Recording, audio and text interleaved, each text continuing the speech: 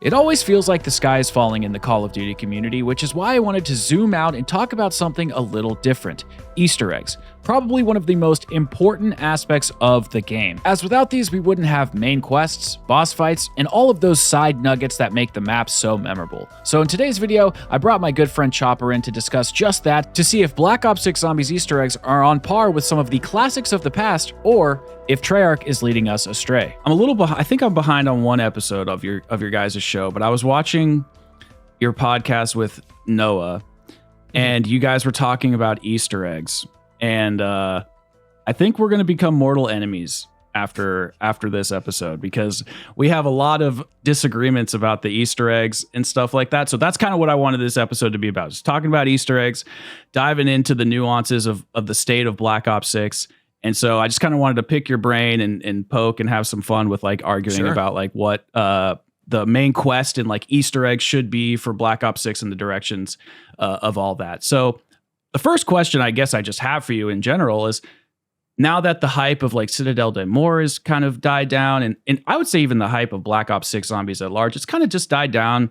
But are you happy with the direction of the game? Are you happy with Treyarch's the way they're presenting everything and where they're going? Yeah, so I'll start with a couple things. There's a couple pins I want to put in there, but first thing is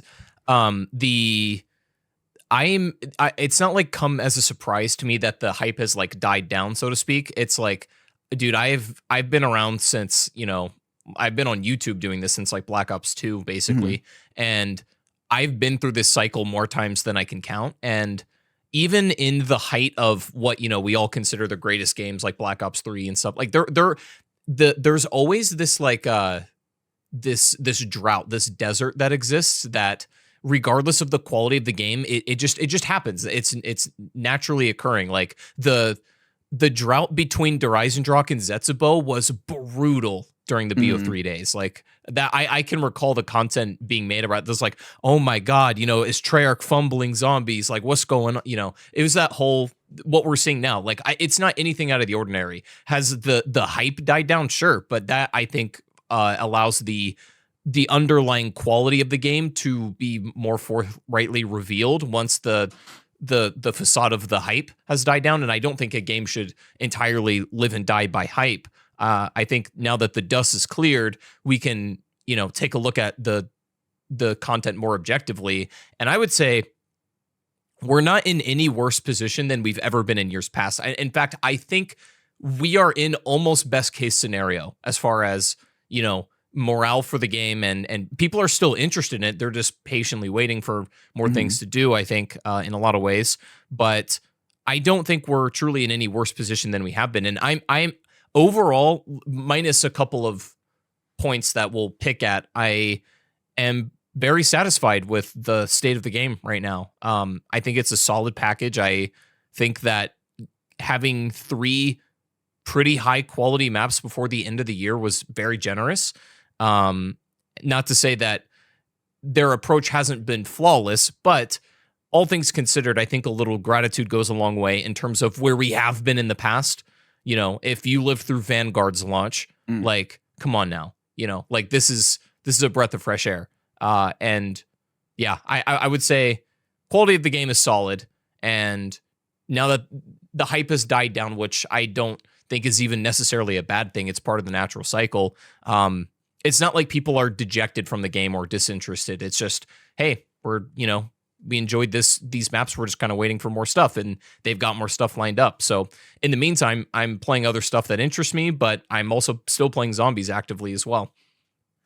I actually completely agree with that statement. I think a better word that I should have used instead of hype was more like, not even the honeymoon period, but just that excitement from launch. And I honestly agree with you. I like the peaks and valleys that come between releases, because it gives me a time to digest the content, catch up with the camo grind, try the Easter egg in a couple different fashions, and with gobblegums, without, and rather than keeping up with the rat race of like, oh my gosh, there's a new content drop, a new content drop, a new content drop. It gets a little exhausting now that there's so many games out and, people want to have a life. So I actually agree with everything that you're saying. And it's funny, and I was going to bring this up at the end, but kind of brought it up now. There's all this stuff going around about Black Ops 6 dying and the game's dead because of AI and the voice actors and multiplayer in Warzone. And I do think there are some big issues, probably because the devs are on Christmas break. I would assume that's why a lot of stuff is bubbling up. But I actually completely agree. I think Black Ops 6, aside from some of the technical issues that are going on and some of the, ethical issues with the voice actors, which is a little bit of a different topic altogether, I think the game is in a pretty good state. We have so much to do. Prestige at launch, grinding all that stuff. There's so many calling card challenges to do, gobblegums to grind for, camos to unlock. Like, there's a lot. There's still a lot to do. Like, I'm only Prestige 6. I don't get to play all the time. So I still have a lot of work cut out for me. Yeah, I think not only is there a lot to do, one of the things I wanted to ask your take on, because it's all the dialogue I've seen on Twitter the past couple weeks is just, the player count's falling. I haven't investigated, I've seen people's screenshots and I've seen the Steam chart, but like I haven't actually investigated the numbers cross-platform, comparing to other Call of Duty games at the same time. Like I haven't done like cross-reference, I haven't done any of that, but I would suspect that we are seeing just the maybe proportionate decline to the peaks that Black Ops 6 hit. Because one thing you have to consider is like, sure, Modern Warfare 3 maybe didn't have quite as dramatic of a percentage drop, but it also didn't even sell like nearly as well as BO6. I don't know the exact numbers, but Black Ops 6 sold like, I don't know, close to double more or something like that. It's like one of the best selling games of all time, right? I think it's the Call of Duty best-selling game of all time right now.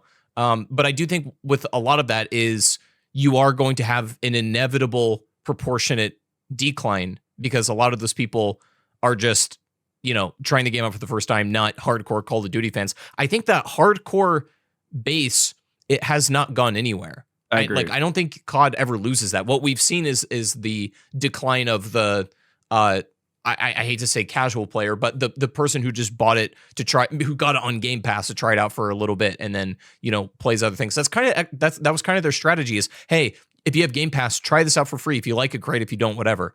But it was very low stakes. So of course it's going to have some kind of drop off. I don't think, I just like, I was seeing all this, dialogue about it, but I just don't think that's really much of a surprise, considering their strategy.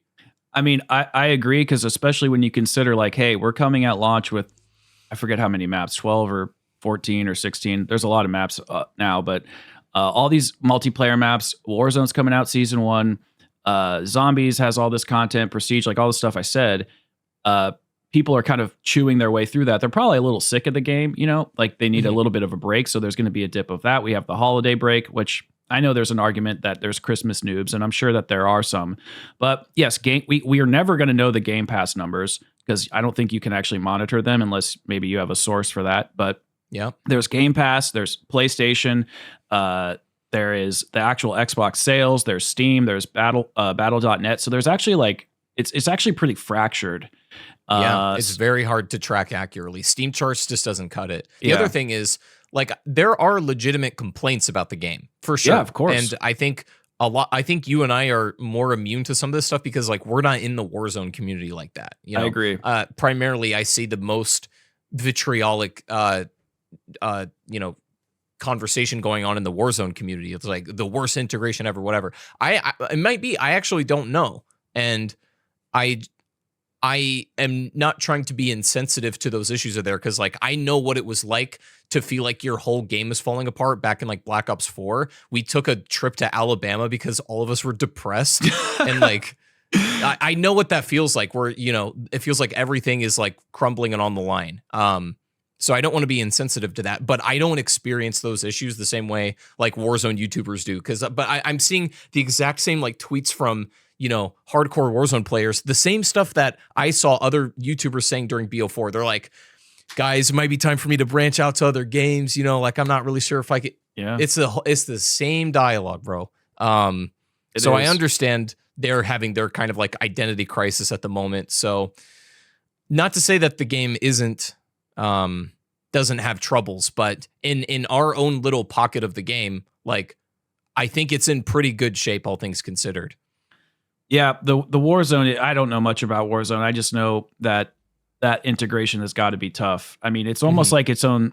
This is part of the reason why I don't ever want a standalone zombies thing, because I know they would somehow tie it into the main game, and it would just be like Warzone, where they're updating crap so you can bring your bundles and all this other crap into the game or whatever.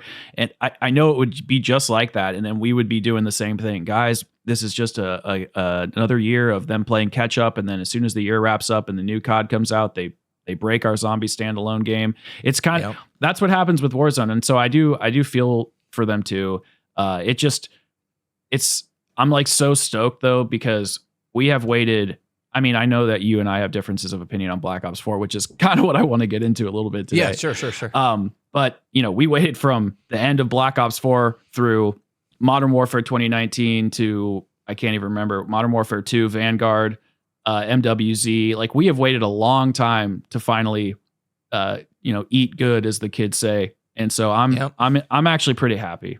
But yeah, no, I think same. As far as like the last time I felt like we were even remotely eating good was the launch of Cold War. And we were eating good in the sense that like zombies felt like there was interest in it again, not necessarily the content that we received on launch. Like we had D Machine until like February of the next year. I know, it was the tough. Only map. And not to mention, D Machine, apart from the main quest, has probably less content than like half of Liberty Falls. Yeah. I like D Machine. I think it's a good map. It's not great, but I mean, compared to where we were, even then when I thought we were in a good position with zombies, like Black Ops 6 is so much farther ahead in that sense. So I think a little bit of perspective definitely goes a long way with there. We could talk about Black Ops 4 as well, if that was something you wanted to get into, because I think, admittedly, I think you and I will have very different takes on a lot of things regarding Black Ops 4, and I think a lot of it is also just like what was happening to the structure of our community personally.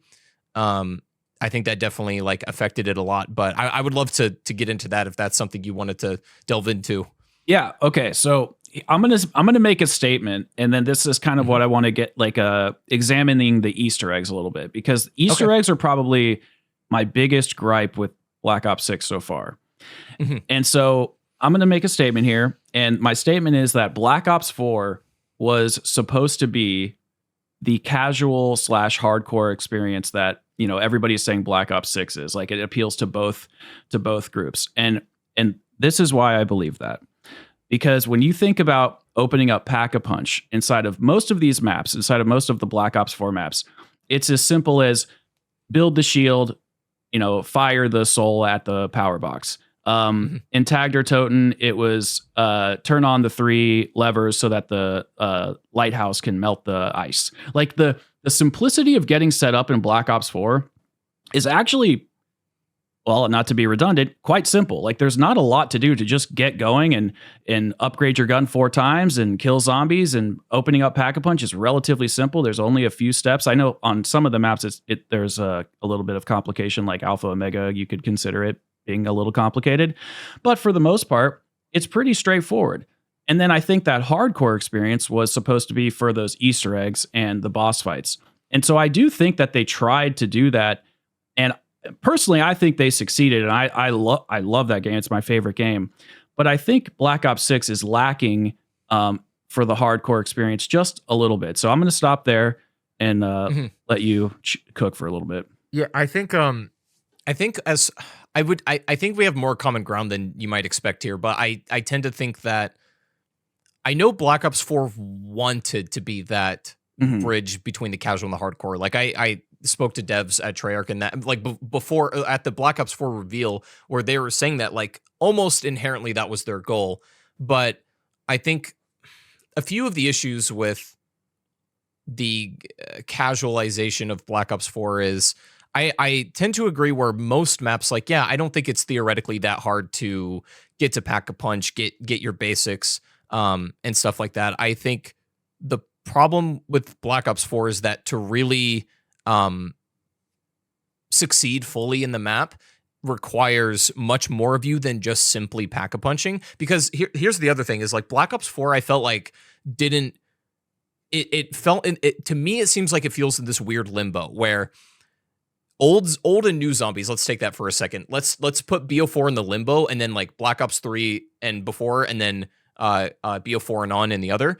There's a very fundamental shift in design where I think BO3 and behind is like it's a sort of survival based light tower defense gameplay at its core, where I think BO4 again I wouldn't put BO4 in that category, but it's the limbo between these two. Then on I think is like modern zombies, let's say, is more of like this power climb power fantasy gameplay. It's very RPG-esque. Yeah. And so I think Black Ops 4, my problem with that in some senses, it sits in a weird limbo where it didn't know if it wanted to be the power climb kind of gameplay or the tower defense gameplay. It sits in this really awkward middle ground where it's like you can still rebuild barriers in Black Ops 4, but clearly that's not the gameplay anymore of that game. That gameplay is so quest focused that building barriers is redundant, and modern zombies figure that out and said, okay, that we're not doing that anymore. This is more of like a power climb kind of gameplay. So that's where my issue as far as that goes lies in BO4 is that it doesn't really know what it wanted to be exactly. I do agree with you with Black Ops 6 as far as not taking the hardcoreness of it. I think it could be taken a step further for sure.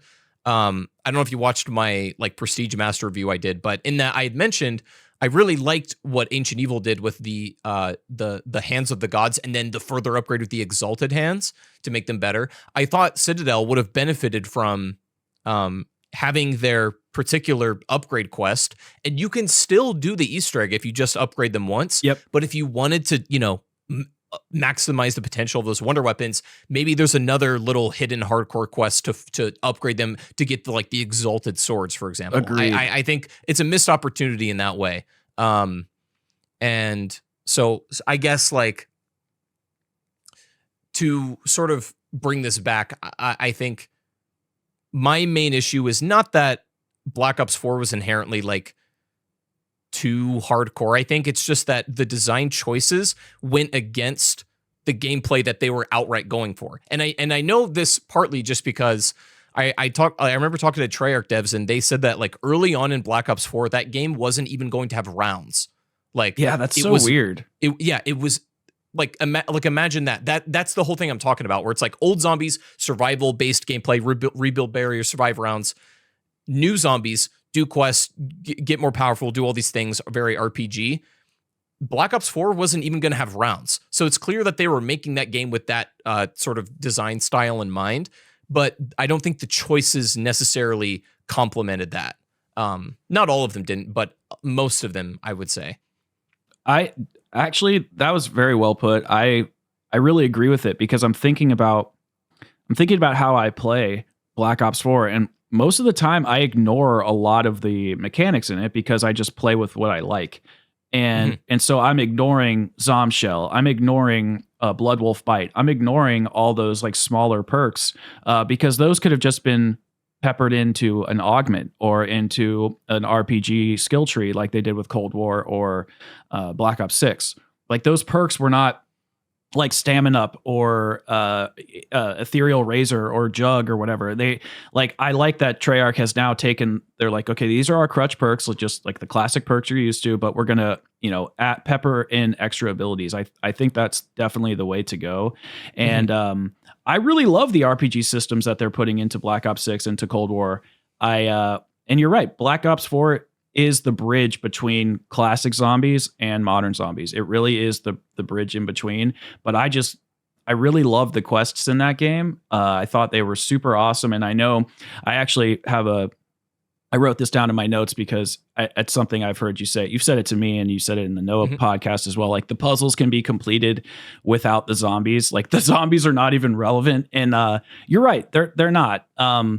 But I also think there's this like other extreme, and now we'll talk like about Terminus, where you can pay Peck to kind of give you the answers. Like I know it's kind of coded as like a bribe, but he's giving you the answer. And I got some pushback for this in my review. You know, you shoot the tentacle trap to give you the hard drive. And sure, there's got to be some difficulty figuring that out. But as far as replayability, it's not hard. You just, if you skip the entire Wonder Weapon quest build for that map, you can just get the hard drive right away and just go. The quest is very, very short. And I think, and maybe you disagree with this, but I think the quests are a little bit shorter and quicker because the boss fights are so extravagant and hard. I think they want. Yeah, go ahead. Yeah, I think it's that, and I think they also want to be able to compress something into their directed mode. That's the other thing. Point. Is like, I remember talking to devs about directed mode specifically, and I told them that I was kind of concerned about it because I think that one of the problems is that actually there's a couple problems. Number one, I thought it would completely kill Easter egg guides, which it really hasn't, but I do think that it sort of strips the necessity to go out of your way to find one of these things. And maybe one could argue that's a good thing that the game just tells you how to do it, but I don't know. Like, again, this I'll put a pin in that for a second. This goes to the whole thing of like main quest versus Easter egg. An Easter egg is supposed to be kind of hidden. The game is not supposed to give it to you inherently. And I know that they are designing more main quests now instead of Easter eggs. Now, I always said I would have, if I were designing zombies, the thing that I would want to do is I would want to have, like, let's take Terminus, for example. I would like to have its current Easter egg. Let's call that the main quest. I would keep that as is. If possible, I would also have a completely separate hardcore Easter egg that maybe grants you a totally different outcome, maybe leads to a totally different kind of fight, and is significantly more arbitrary that the game doesn't outright tell you. Now, they have taken some steps to that, which I think is good. Like Cold War, you know, literally everything in every quest outright had like a thing. There's like, it would be a gold labeled, this is an Easter egg part, whatever. They've done better about not doing that outright as much. And I would also add, I think side Easter eggs do a very good job of sort of emulating what was appealing about Easter eggs of the past. While I do think there's still room for improvement, they're a marked improvement to Cold War. Yes. And I tend to think that a zombies map in modern day would be best served with a main quest and a proper Easter egg. And I get their whole thing is like, well, if you have directed mode, that's kind of the easy, and then hardcore is like the standard mode. But you know what I mean? It's not really the same. That's, if I design zombies, that's how it would be. I think the other thing I was going to say was that the only map to really do this well, I think, was, well, I don't know if I would say well, was the Final Reich. Sure. That had, So that had, those of you who remember World War II Zombies, that had a main quest that, was literally a journal entry, do this to this, very Cold War / Black Ops 6 directed. But then it had a completely different hardcore Easter egg that had different steps. It's had a slightly different outcome, even though it shared the same boss fight. But even that I would be more okay with. I think there is something to be said for making an Easter egg sacred. And I talked to the devs at Treyarch, and they said explicitly their goal is to get as many people as possible completing Easter eggs, as many as possible. That's why we have directed mode. Even in Cold War, we complain that those Easter eggs are too easy. Even then, they were still saying that like completion rates were around like 2-3%. Yeah, that's crazy. Which are very low, even for what we consider easier quests in the zombies community. So I think us as more hardcore zombie players, there's a lot of appreciation that we would have for more hardcore steps. And I'm also not against like all of Black Ops 4's Easter egg quest design. The things that I disliked about those games' quests specifically were steps that that grinded against the point of the gameplay. Like searching in Dead of the Night for a symbol underneath a table. Yeah, that's one. And I'll get to what I was going to point at in that in a second. But yeah, so that's a good example. And I get it's a little different in co-op, but like doing Morse code and Blood of the Dead, that, it's like, come on, man. Like, I'm fine with this as a step. I think it's a cool step, but with Black Ops 4's aggressive round changing systems and the inability to really like save a zombie in any consistent way, it's just like, it's it's frustrating and it takes the fun out of it. And I would ideally like to be having the maximum amount of fun in my video games, typically. And I think there are a handful of select steps across all the BO4 maps that really grind against the point of the gameplay. A lot of them work with it, and Black Ops 4 has some really bright spots when they work together. And I will say, that's what I think Black Ops 6 so far has done well. Are there missed opportunities? Yes. But I think so far they've done a good job at making steps that flow with the gameplay instead of grind against it. And that I can appreciate. Yeah. No, I agree. And I actually wouldn't even, I wouldn't necessarily be opposed to them having dual Easter eggs or Easter eggs with different outcomes. I would love all that stuff. But I don't think it'll happen for at least for this game. Sure. But I would, what I would really like for them to do is, okay, fine, we're going to have something that everybody can do. Sure. And you kind of mentioned it with the side Easter eggs is making them a little bit more elaborate, but I would like them to take that a step further. And I think one of the best Easter eggs in Black Ops 4 specifically is the golden spork knife or whatever, because you're not going to do it very often. It's almost like its own main quest in of itself. It probably takes like an hour plus to do if you're being efficient. You have to get so many trap kills and find all those gems and upgrade the tomahawk on the Hell's Redeemer. Yeah, you have to get it all the way up to that. And so I love when they have double upgrades for weapons, and then you have to utilize those pieces to take things even further. And I just don't know why. Like, why is there not like a secret upgrade for the Beam Smasher or a secret upgrade for the Casimir inside of Citadel de Mor or something? Like, just like allow us to kind of have special things inside of the map that push it to the limits for those hardcore players. Because and I don't want to sound like I'm shitting on the side Easter eggs, because I do think they're pretty good, but basically every single one is just like a random perk, a random perk, a random perk. And sure, it's funny to see the Rat King crown and to race on a boat. I love all that stuff. I think it's great, but I want to have something that's kind of deep and entrenched in the lore of the map that goes alongside the main quest in some way, shape, or form. Yep. And that's where I think the game is kind of lacking. No, I agree. I think Black Ops 6 has the same problem that Cold War has, maybe to a lesser degree. I've always said that like Cold War's flaws are missed opportunities, not exactly like systems of the game not working. It's missed opportunities at every point. So like, and I would agree as far as like in Citadel de Mor, you know, the whole night room, that big throne in the middle, there's like a nuke there. It's like this bomb. Yeah. Surely something's going to do something here. Literally, like that area of the map doesn't do anything. That little like throne doesn't have any relevance to side Easter eggs. It's not associated with anything that we know of. It's also worth mentioning that it's kind of, it kind of sucks that like, okay, the main quests have been solved in a couple hours. I think that's going to be the story for BO6. Fine, whatever. But side Easter eggs are also getting solved in their entirety in almost like a day. Yeah. Maybe there's a few stragglers here and there that get solved days on, but also people are digging through the code a lot more efficiently than they used to. So that kind of sucks. But I think that, you know, it's like, why is that throne in the middle of that map have no relevance to anything?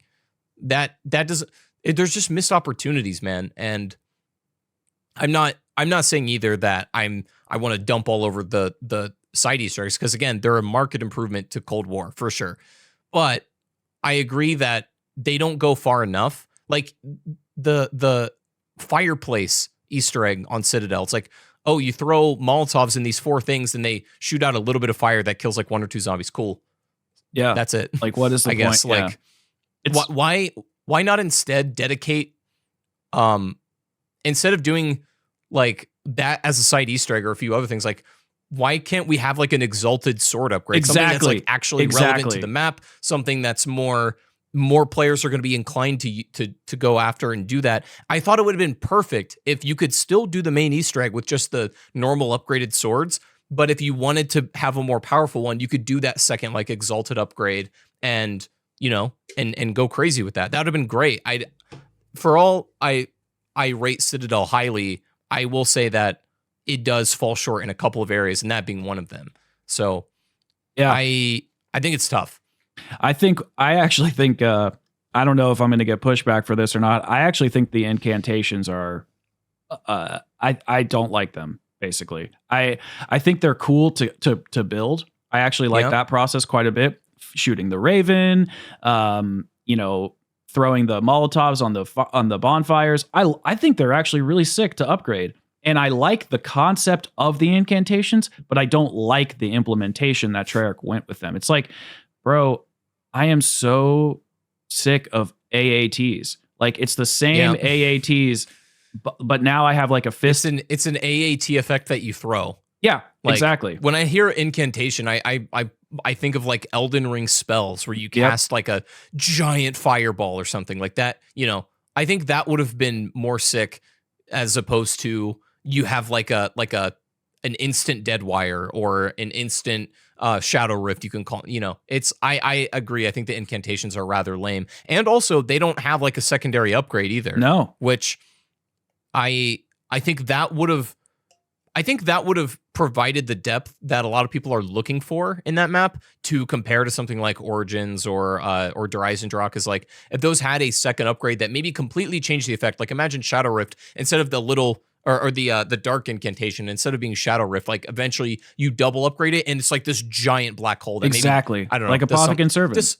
Yeah, exactly. And I don't think that's out of the realm of possibility to do. Exactly. But I think it's like trying to find their balance between, they want to make a fun experience for the hardcore players, but I know they also explicitly want the game to be accessible. Like, they literally told us that. Yeah, and you could debate of whether that's a good or bad thing. That's a complicated issue. I tend to think that my personal opinion on this is that I think it's great that the game can be accessible, but I don't think the game has to be dumbed down to be accessible, because I just don't think those things go against each other. I always felt as well that, this was more of a problem before the game launched, but we talked about the war zonification of zombies, manual plating, which honestly I don't mind as much now that I'm playing with it more. I think I'm fine with it, but it is a Warzone thing. But I always felt that, let's take that timeline again, classic zombies. I would even include BO4 in this. BO4 and before. I would say zombies was like always a game for the misfits. Yep. And now they've tried to make zombies a game for everyone. And you can do that, but the entire purpose of it being for the misfits has been lost. And I think that is primarily a lot of the source for the grumbling of the hardcore zombies community, is like, we don't feel like we're being listened to as much as the more casual Call of Duty player, which in some sense has to be true, because they are trying to make the game more accessible and less for the misfits. That's what I always felt like Call of Duty's success was built on, in a way. It was that it was appealing to everyone. Not every part of the game was equally appealing to everyone, but it was so exactly spread. Yeah, it was so spread that there was something in there for everybody. Yep. And now Call of Duty's approach is, we want to make one big thing that appeals to everybody equally. And I just don't know if you can do that successfully. Maybe their numbers say that, every player plays an equal amount of zombies, Warzone, and multiplayer. I just don't buy that, personally. I think people have their thing that they like, and that thing that they like the feeling of being listened to. Yeah. And that's tough to strike. Not that Black Ops 6 has done like a horrible job of it, not at all. But it is no longer a game for the misfits as it used to be. That's really the schism between old and new zombies, fundamentally. Besides all gameplay stuff, that's where the line is drawn, I think. Yeah, zombies. It was like punk rock. It was, and I remember playing zombies with a friend, like, I don't know, 2015 or 16, and we were doing, I showed him this boss fight, and he was like, whoa, this is in Call of Duty. And that was the one thing, because I don't really play multiplayer that often. The campaigns are fun. I play multiplayer maybe 10-15% of my time on Call of Duty, but the majority of my time is spent in zombies. And I just remember being like, I can't believe I'm using a dingo futuristic LMG, and there's a frickin' dragon coming overhead right now breathing fire on me as I have like a little baby dragon on my wrist. Like that shit was it was just so cool because it just didn't feel like it fit in Call of Duty, but it completely did. Yep. That's the other thing well, it's tricky, right? Because this is something I talked a little bit about with Noah, but Noah tends to like fantastical settings in zombies, period. Me too. And I think that's perfectly valid and fair. The thing to consider with Black Ops 3 is that the fantasy setting did not mesh at all with the rest of Black Ops 3's aesthetics. That's not even a criticism, but it's like, Black Ops 3 is this futuristic 2060 whatever Call of Duty. That's kind of the vibe. And Zombies wasn't that. Zombies was just doing its own thing. Exactly. Which I think was really cool for that game. However, and it's like, but you could also make the same case in like World at War or in Black Ops 1. Those games were more unified in their approach and their aesthetics and design. Like World at War is literally, those maps are literally the campaign and multiplayer. Mm-hmm. And I don't necessarily dock that points because I know that's where the mode came from. Sure. And so I think I don't really have a strong opinion on whether like the game needs to be at odds with what the theme of the game is going for. I think the problem with Black Ops 4 as well is that game didn't have a campaign to ground it in, so that everything else kind of felt loosey-goosey and like, wow, we're just doing whatever we want. And Zombies did do whatever it wanted in that game, clearly. But there is something to be said about like a unifying feel across the game. I think it can be a good thing. It can also be a disservice to the game sometimes. I think Black Ops 3 is a great example of not doing what the main game is doing. Black Ops 4 didn't really have anything to ground it, so they were just doing whatever, which may have been a hindrance in a way. Cold War, very unified in that sense. Black Ops 6 is taking more chances, but hasn't really broken free of Black Ops 6, the main game, let's say. But yeah, I think there's pros and cons to both approaches. I don't necessarily need a fantastical setting for me to enjoy a map either. It just has to have a specific tone. If I can feel the tone of what the map is going for, I'm more inclined to like it, whether it's a fantastical setting or not. That's just my approach on it anyways. That's my opinion, but yeah, no, I mean, even if you look at World at War or even BO1 with Ascension, I mean, the same rocket is like that same kind of setup is from the same mission in the campaign mission. Yeah. Yeah. And it's like, but it doesn't feel like it at all just because of the color palette and like you're saying, the tone. So I completely agree. Like I love Revelations. I know T-Dog is always like when I look up and I see him, what? Yeah, I see him in space. He's like, out, I'm out. And what's funny about that, and every time he says that, I want to like, yell at the screen because I want to tell him like, dude, you just go up to the first generator right in front of you. It's like, it's right there. You just got to look around. And but it's just in his brain that setting doesn't adhere. That's not Zombies. Yeah, to him. And so I get it. But even, and again, I'm not trying to be like negative here. Even when it comes to Citadel de Mor, I don't even feel like it's that fantastical. Like they're talking about, oh, we're going to a castle and magic is going to be there. And don't get me wrong. There are some things that are fantastical. Like every time I throw down the dark sword, power and it sucks up the zombies, it does feel magical. But yeah. Drak, I mean, that feels magical. Like I was talking about this in another podcast, but just when you're upgrading the bows and you're in you're in that room and the MPD thing is there and you're like floating around. A lot of the details. Yeah. And which Black Ops 6 might be lacking on details. I also wanted to kind of second that a little bit where, I said Black Ops 6 is taking a little bit of chances with Citadel, and it's like they took like a baby step forward into getting a little more crazy, which I'm hoping they take a little further in the future, because Cold War did the thing where they're like, okay, it's a grounded zombies game again. We're making like more a realistic approach to that, and that's fine. They did that in that game. I would be more okay with them taking more chances and having a more fantastical approach to the rest of BO6. I think that's completely fine. But I agree that Citadel is missing the details that make that map go, oh my God, this is magical, you know?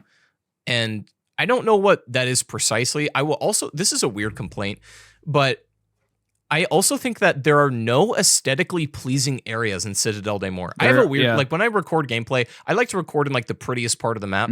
And I can name like off the top of my head, like in D Machine, I like to record when you go into the Dark Ether portal and like the whole map is different. I like doing that. On Liberty Falls, like the church is very pretty, obviously. And not everything has to be Dark Ether slathered for it to be looking pretty.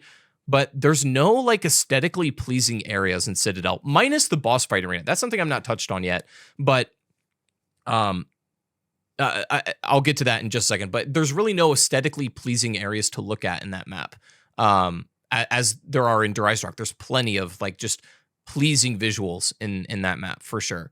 The boss fights in BO6, I will say this, are for the most part excellent.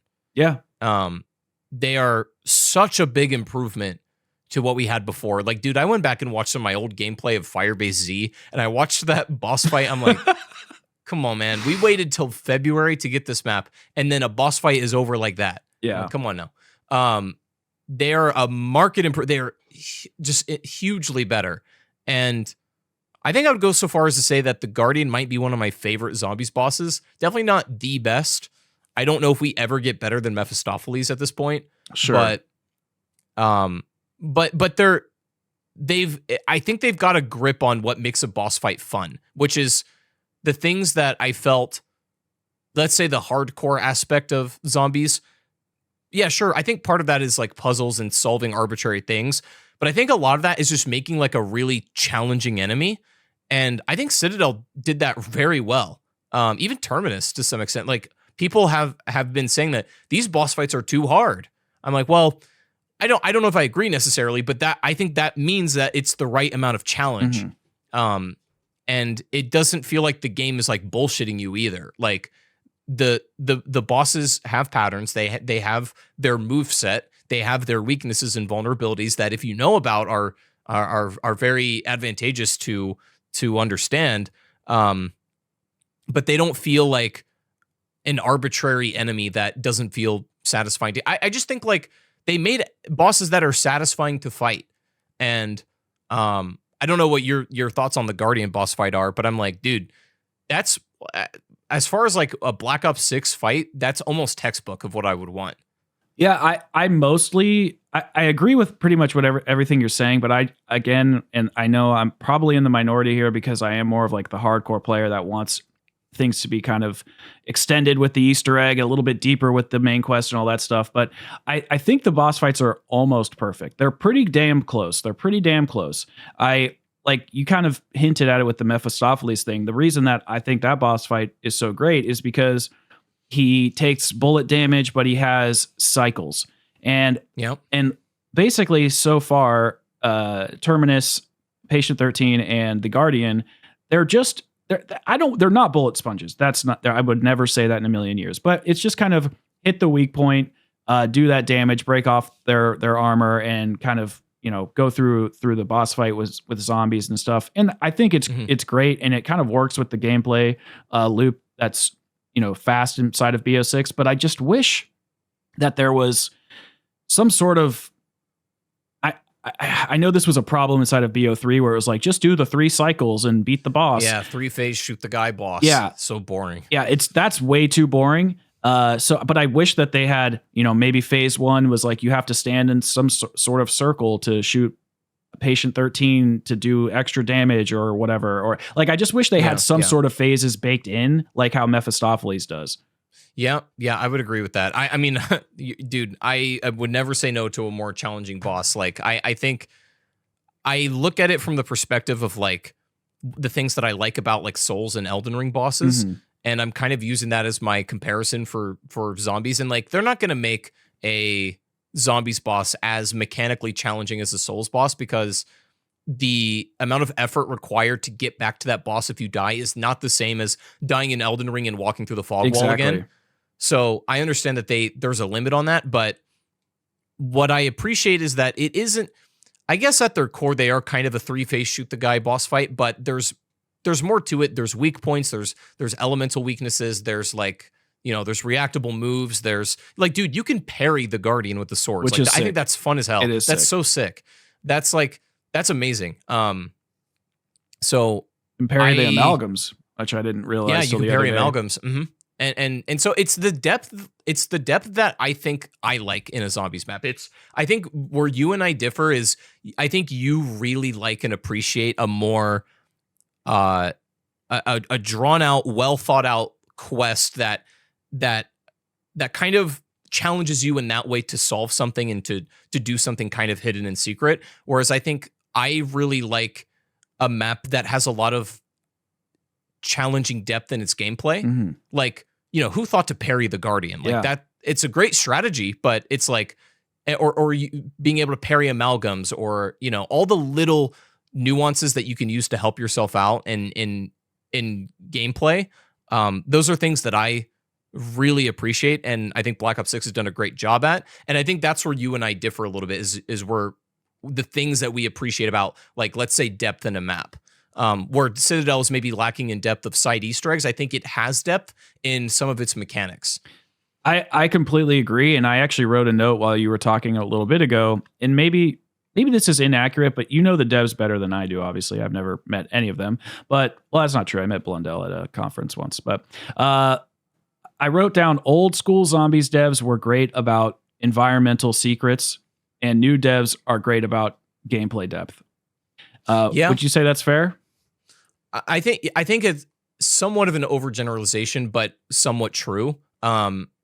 I think part of it, I was actually thinking about this the other day, and I think that part of the reason we had so much environmental detail back in the day was due to the limited amount of like textures and assets you can have in a map. I think there was more attention to they really had to put a lot of thought into making a map feel a certain way when it comes to the environment, because they were very limited in what they can do.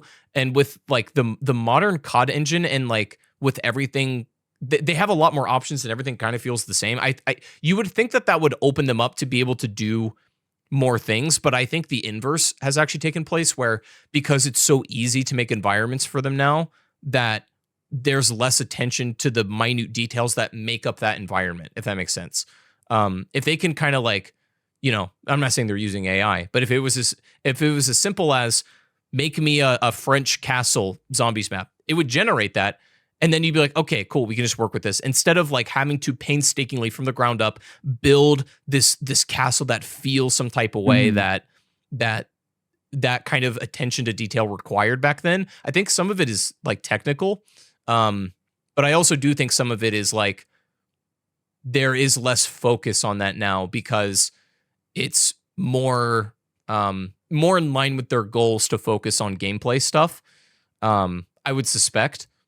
Not that there aren't environmental artists that are doing good things, but it's just, I get what you mean. But I tend to think that a lot of that is due to it's easier to make detailed environments now. Thus, you actually have to spend less time detailing the environment, if that makes sense.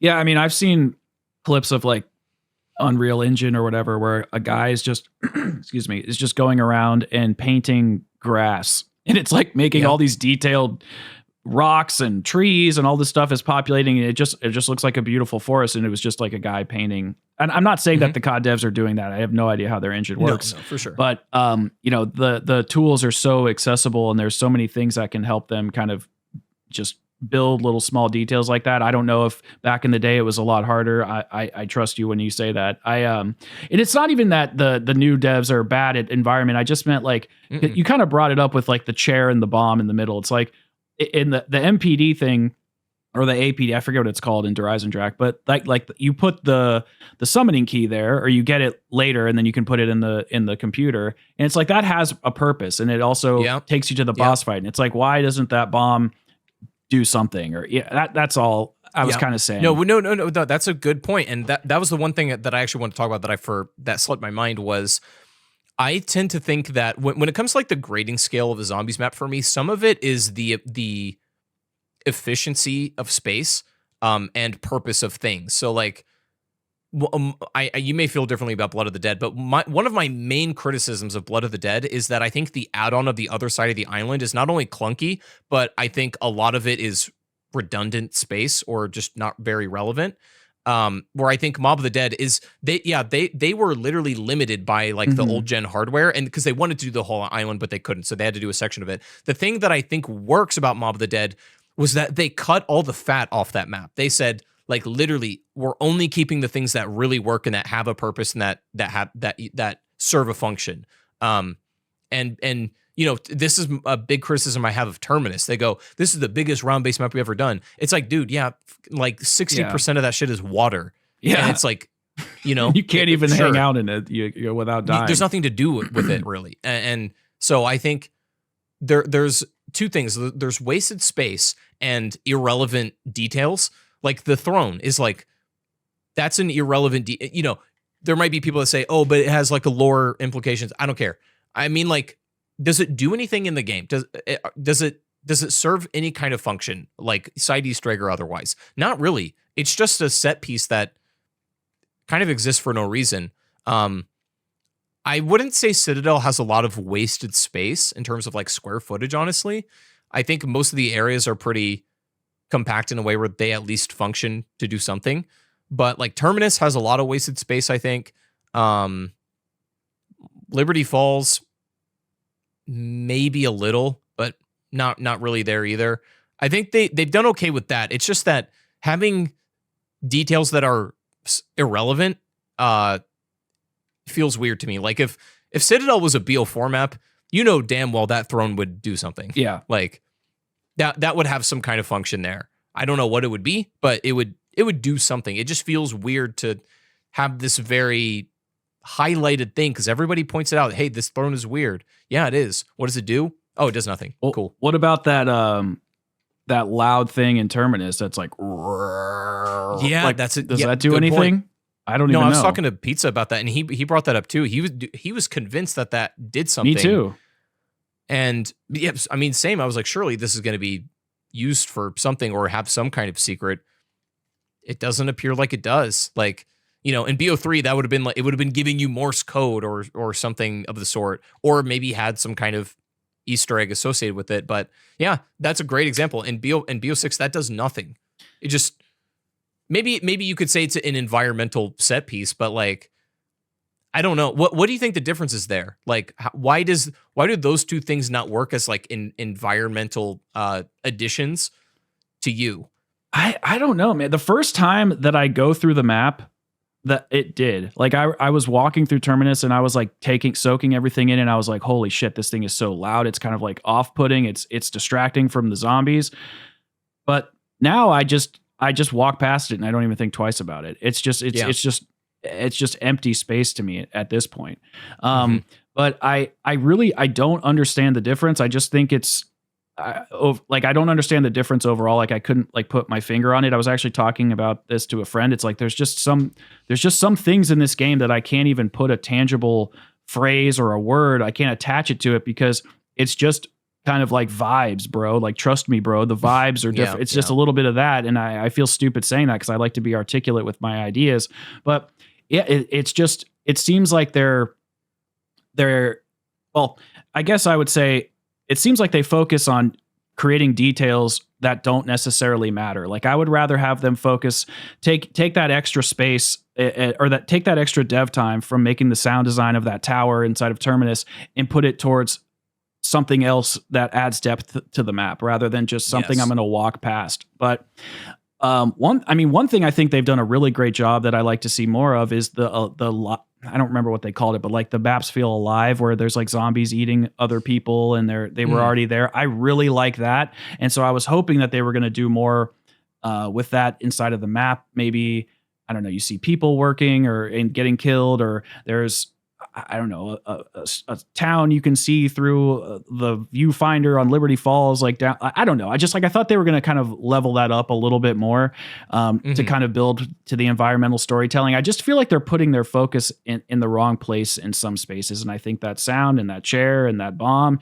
is a good example because why even put it there if it's not going to do something? Yeah. Why put it there if it doesn't have a purpose? It's like, I really like a map. I think I've noticed this too with myself is I really like a map that is lean and succinct, and like if something's going to be in the map, it should be there for a reason. Don't just throw things in just to fluff out the, you know, the playable space or whatever. Like if that's going to be the case, just cut it out of the game. I don't know about you, but this is a little complaint. When I play Terminus, I feel like I only play in like one or two very specific areas. If I'm just, you know, if I'm not doing the Easter egg, like if I'm just chilling and like playing the map and killing zombies, I almost never actually go out to those islands at all. Yeah, I don't either. There's no reason to. And they blank out. They're irrelevant as far as I'm concerned. Where do you train, or where do you normally play? You know, I feel like I play a lot in the area of where like the secret lab is, like that whole, you know, dock or whatever, the big main area with like the ramp. Like the basketball hoop? Yeah. That's where I train too. It's exactly where I train. It's there, either that or the gun pad where the big cannon is, or the lab to mix it up sometimes. That's it. Those are the only spaces that, like, unless I'm doing the Easter egg, those are the only parts of the map that get played. The water is an irrelevant function for the most part if you're just like playing the map to survive.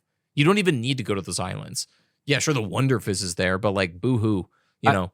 I started going to the ship more because it's actually pretty decent for training, but it's so boring to be on. It's so plain and ugly. I don't like being there, so I'll leave after a while. It makes me feel hollow. Like I'm like, what am I doing? Am I playing a video game? Like this, I could be like exercising or doing something like better with my life. Yeah. No, I that's that for me. That's the whole thing is I like a map that I would rather they cut the fat out of a map and have like a smaller but tastier package. Like Mob of the Dead is small but tasty, you know, and Blood of the Dead. Just because you can expand a map doesn't always mean you should, in my opinion. I would even make that case with Togder Toten.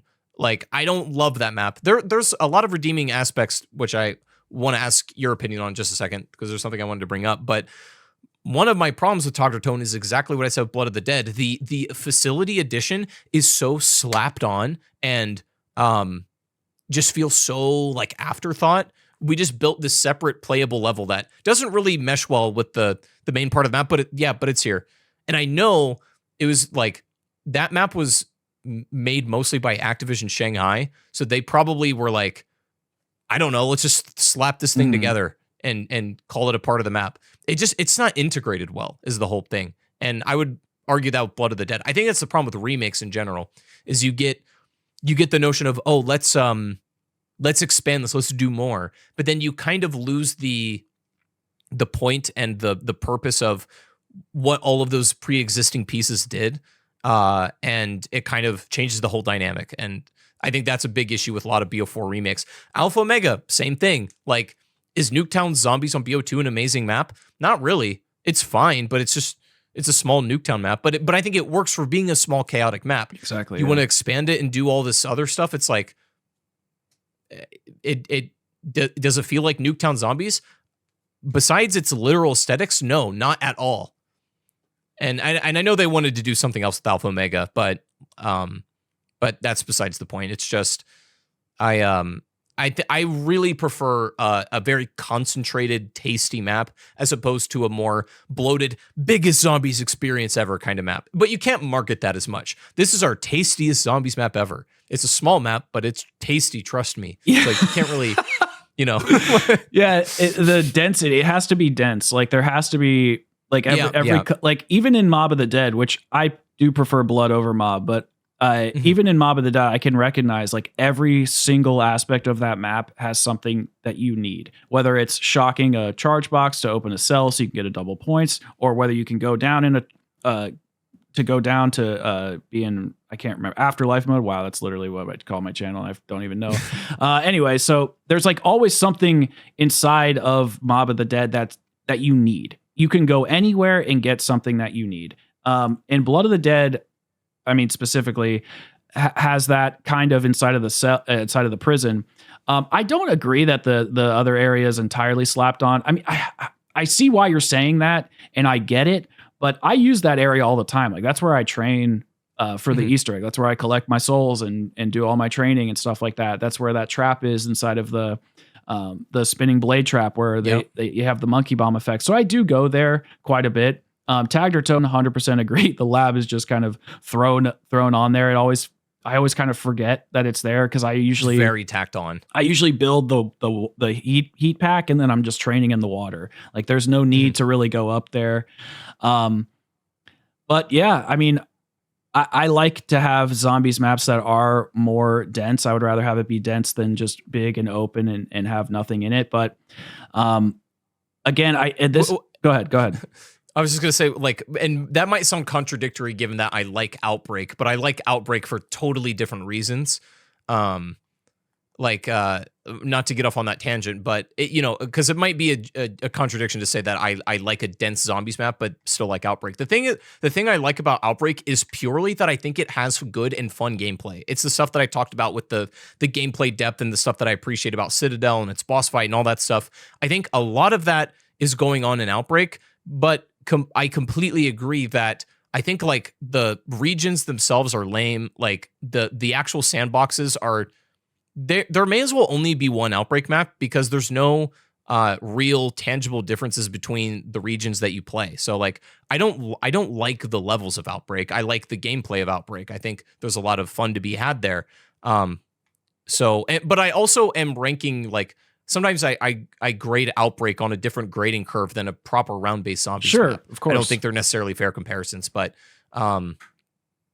when it comes to my round-based content, a more concentrated map as opposed to concentrated and dense as opposed to spread out and sparse, I would prefer any day of the week. I think Terminus's problem, even though I think it's a pretty solid map, is I think it could use a little tightening up.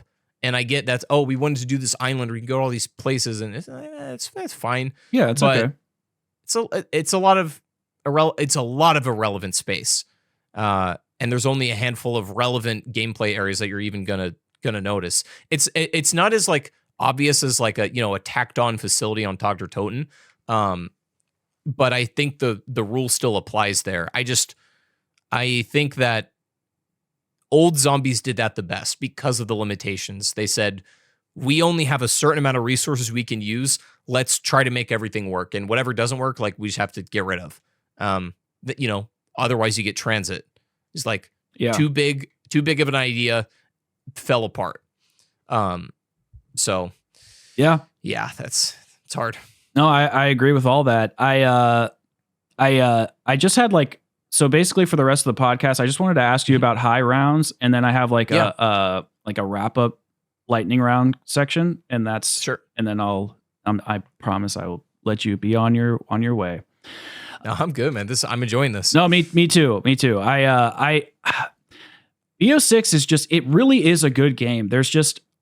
I just wish it was just a little more hardcore, but I think people are going to be like, okay, well, high rounds are pretty hardcore. And I kind of agree, but I kind of think high rounds suck a little bit. I'm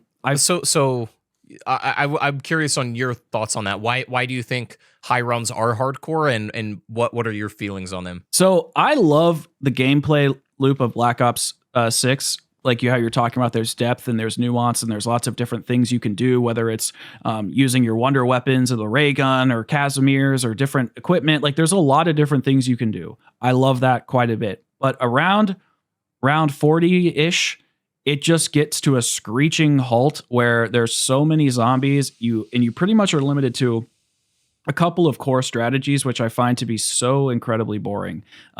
It's basically camping in some way, shape, or form in abusing the augment system or abusing salvage or abusing, which leads to abusing the mangler, whatever the hell it's called, the mutant injection. And I think that sucks. And one of the things, I'm going to use Mob of the Dead, and I know the Mob of the Dead high rounds are kind of long and slow, but one thing I really liked about them was that you would train up the zombies and then pull them through like the trap, and you could kind of shoot to get points and stuff. And it felt like you were engaging with the map still, like you're still playing zombies. But Terminus, Liberty Falls, Citadel de Mor, I feel like no matter what, you have to grind ferociously in some spot until you have enough salvage to just kind of camp in a corner and then kill with mutant injections. And I don't know, this is the last thing I'll say, is I don't know if you've seen the new strategy. Milo made a video about it. Sulky made a video about it, where you're just abusing, I don't know which augment it is, but it like gives you the beam smasher ability to push the zombies away when you're reloading. And then it when it kills the zombies, you get a couple rounds and then you slow them down and then it bursts them again, and you just keep doing that over and over and over and over and over. And I'm like, holy crap, that just doesn't sound fun at all. No, yeah. I completely I agree with virtually everything you said. I talked about this extensively in my Prestige Master review. I said that, like, first of all, I'll walk you through this a little bit as far as what I think. I think, first of all, and I even asked Treyarch devs this with BO6 because I was curious what they were to say to this. But I was like, okay, like conceptually, what is a high round? Like, do you consider a high round to be like just the literal number of what the round counter is, or is a high round a number that is proportionate to the people that can't or won't reach it? So. And I always use World at War as an example. Round 30 in that game was a pretty damn high round. If you got 30 on Nocturne Toten, you were like a god, right? And part of that is just because no one knew how to play zombies back then, but also it kind of is a high round for that game in a way. Like, I understand you can break World at War high rounds and go to like thousands. That's not the point. For most people, like 30 is a pretty damn high round. And that has gotten inflated over time. Or BO2, BO1, I would still consider like 30 to 50 a high round. Do you remember in like public lobbies, you could go over like the someone in your game's like thing and it would show you their highest round for that map. And if it said like 50 or something, you're like, okay, I'm staying in the lobby. This guy's a god, right? So like 30 to 50 got you respect in public lobbies and was like, let's call it a high round. BO2, BO3, I think was the gold standard for like round 100 being a high round. And then BO4, I don't even really know where I would put that because I think high rounds suck in that game too. It's just using the healing salvo. Yeah, and that's where high rounds started to get weird for me. And then Cold War also kind of got weird, where it's like they made round 100 more accessible than it's ever been, which in some sense you could say, okay, great, because now everyone can get a high round, but then is it a high round anymore? So there's that, and then there's that alongside with the fact that every zombies game forces you into some strategy. That's fine. I'm not arguing that. That's how it has to be. Yes. Otherwise, a high round wouldn't exist. World at War, Black Ops 1, it's like trap strats for the most part. Black Ops 2 is like trap strats and or a wonder weapon strategy. BO3 is like alternate ammo type spam and or sometimes traps or wonder weapons. There's a little more options. BO4 is Hellion Salvo spam with specialist. Cold War is Ring of Fire, ray gun. Everything has its play style. But my problem is what you laid out with BO6. It's just that, and it's ironic for a reason I'll get to. Every single strategy is boring as sin, and I cannot bring myself to do. I don't get any enjoyment out of it, and I know why. Is what you said is that in Mob of the Dead, if you're doing the acid trap strat in the cafeteria with like the acid gat, you're still playing the game moment to moment. You still gotta train, you gotta dodge zombies, you gotta maneuver correctly. You gotta kind of keep in mind when your trap is gonna cool down. Then you go to the other side while you're running the trap and like kind of survive that little area until you can run back through. There's moment, it demands your attention at every moment. Whereas in BO6, let's take the mutant injection strategy. You do this for like an hour, 2 hours. You click this button for like, you can check out of the game mentally, and that's what I'm not okay with. The other thing that's ironic, I think, is I think you can make the argument that BO6 has the most like immobile high rounds ever in terms of like player immobility. You don't really move around that much in BO6 to high round. Like you're camping with a jet gun to get salvage and use mutant ejections to like spam 100 times or whatever. In the game with theoretically the most interesting movement, we move the least in. Yeah. Like, bro, when Omni movement was coming to zombies, I was like, oh my God, this is going to be insane. Like the high round strategies that are really going to open up skill expression with how you can move. Like that's going to be incredible. Nope. That's irrelevant. Yeah. you are incentivized not to move in the game with the coolest movement we've had. That doesn't make sense to me. I agree. Rounds like 1 to 30, maybe 40 are okay-ish, but then it hits a screeching halt. Yep. And guns don't do anything anymore. And this is why everyone wants double tap. But I think what Noah said is partially right, where he's like, I personally don't care if they add double tap or not. It's just that when I shoot my gun, I want things to die. Yeah. It's like, he's right. For all of BO3's high rounds problems, like even if you're using alternate ammo type spam, you're still using your gun. You still feel like you're shooting zombies at the very least. Even though you're not actually killing them with your bullets at all, you're still shooting zombies. You're still training most of the time. Yeah, BO6 high rounds are not good. And I remember them asking us at Treyarch, like, they asked us, like, what would you do to make high rounds harder? And I'm like, well, it completely depends on, like, what strategy you're going to force people into, I think. Because that's where you have to start. Making it harder doesn't just mean juice up the damage numbers that the zombies do, exactly. It can mean that partially, but only if it's in service of, like, what the high round strategy you're trying to cultivate is.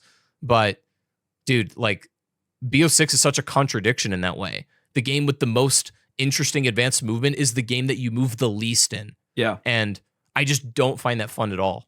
I have zero fun high rounding, which is so sad because that's like one of my favorite things to do in zombies. And that's just been kind of taken away. It feels like the game's fun literally drops off a cliff at round 35. Yeah. It's like you may as well be done playing at that point, you know? That was a long-winded answer, but that was kind of my thoughts on the situation. No, dude, I agree. And when people were saying, "Oh, there's too much mangler spam," there was. Don't get me wrong, there were too many manglers, but I wasn't mad that there were too many manglers because it made it difficult. I was mad because my guns suck and it took me forever to kill them. Like and it's also not fun getting shot at by a million It's projectiles insane. and zombies. Yeah. The thing I brought up, I think on a podcast, or maybe in my review, I don't remember where I said it, but I've heard that, I don't know if you've heard this too, but the reason for the aggressive special enemy spam is the way that the game handles like zombie memory.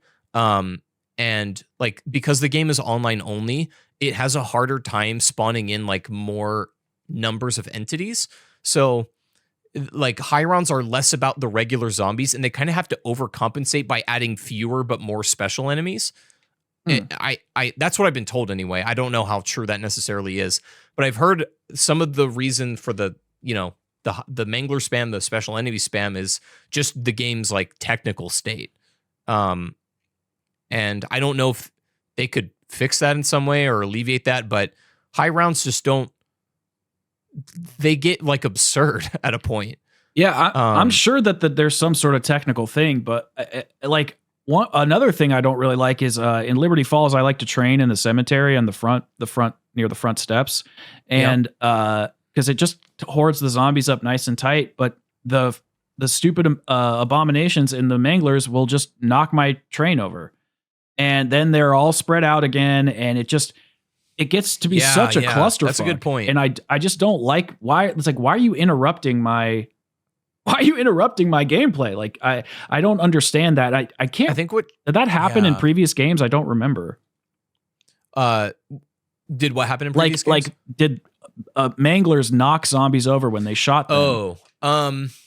Or I think that may have been able to happen in like Outbreak or Firebase Z or something, but it was very minimal. If so, that's a good point. I completely agree. And this is something that I think Treyarch doesn't actually understand right now, is that when it comes to zombies gameplay and high rounding specifically, it's really what people like in a lot of ways is the micro engagement with the game, but also like having a rhythm.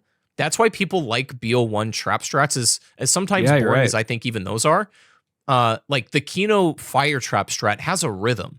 Mob of the Dead acid trap strat has a rhythm, and you can find that rhythm, and you can do that as long as you want, as long as you're paying attention. And I think that's great. That's all. And that's what feels engaging. That's why I love BO3 high rounds. I think one of my favorite high rounds on BO3 to do is actually the Giant. It's doesn't have a zombie shield, doesn't have Widow's Wine. is very stripped down in that way, but it's so engaging to train in that spawn room. Right. You know, you can't unfocus for a second or else you die. That's fun. And I think what the BO6 devs don't understand, maybe they do, but certainly haven't implemented it, is that people like finding their rhythm at some point when it comes to high rounds. And there just doesn't really seem to be that with BO6. And again, the Mangler injection thing, like, that takes me out of the game completely. I think it's so absurd and silly, and it's just, there's no fun, there's no joy in that. You're just invincible for like a minute. It's a round robin in a suit. It's a round robin in a suit. I literally like text people on my phone in the meantime, you know, like I'm like checking Twitter while I'm in a mute injection, just doing You're this. Like paying your taxes and doing the errands. I get it. Yeah. People probably be like scrolling TikTok while they're high rounding, and it's like, come on, man. Like, that's why I'm dissatisfied with high rounds. I think that's the worst aspect of BO6 right now.